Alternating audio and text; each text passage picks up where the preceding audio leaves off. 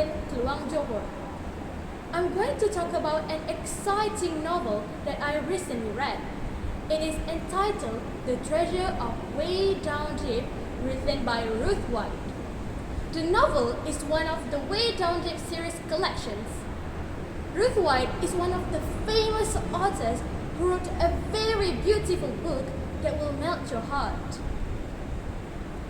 The genre of this book is acute historical fiction, and it contains 176 pages only.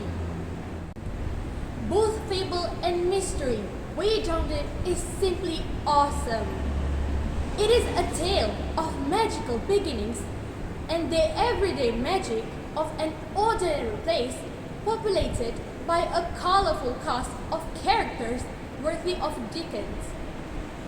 It is a story to love. This book has a great plot. I love the small hometown feeling of the story and all of the characters. This is a great novel.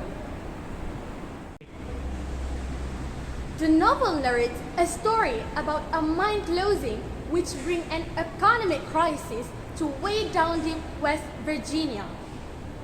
Ruby lives in this small town where neighbors know everyone by name and street parties are common. When rumors of a town treasure start to surface, Ruby is determined to find it herself. One day, Ruby makes a 13th birthday wish to find the treasure rumored to have been buried by one of the town's founders. When Ruby sees the shadow of her dead pet goat Jethro dancing on his grave, that's the first hint that something strange is going on in Way Down Deep. Then, on Halloween night, Miss Arbutus sends an evil wind blowing into town and bad things start to happen.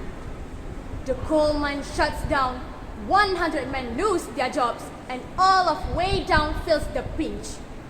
Ruby thinks the answer to their problem is the treasure that Archibald Watt supposedly buried more than 200 years ago. The beauty of this book was the simplicity of the story. It wasn't complicated. The mystery of the treasure was fairly predictable. There were no major high-action events.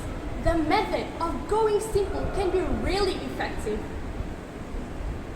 I find the characters living in Way Down Deep incredibly interesting. In the very beginning of the book is a handy-dandy list of each person mentioned, and believe me when I say that it is very helpful while reading. As I was trying to keep track of who was who in the town, I just had to turn back to the first few pages to learn their occupation and family. There was a huge range of characters, from young to old, shy to outgoing, childish to mature. While there was not a huge shift in each individual person, I like how the author treated the town as a character itself. Thinking back, I feel like as a whole, the town shows a lot of growth and development.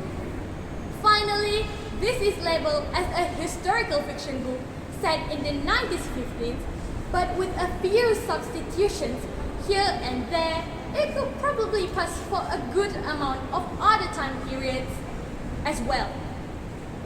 While I appreciate not being bogged down with historical facts in every sentence, I was hoping to see more cultural events in the town.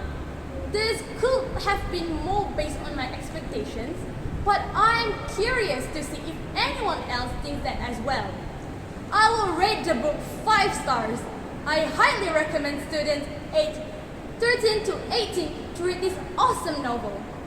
You will surely be mesmerized by the characters and the plot of the story. Have a lovely day. Thank you.